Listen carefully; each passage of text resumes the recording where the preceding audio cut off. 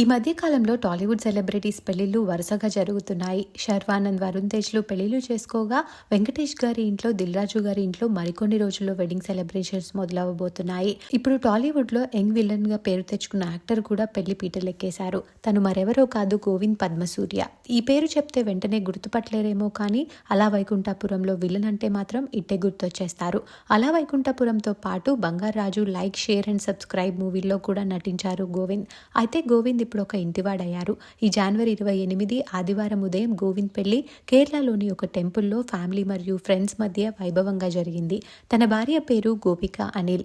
ఆమె కూడా నటి. 6 సినిమాలు, 10కి పైగా సీరియల్స్, 2 వెబ్ సిరీస్ల్లో నటించారు గోపిక.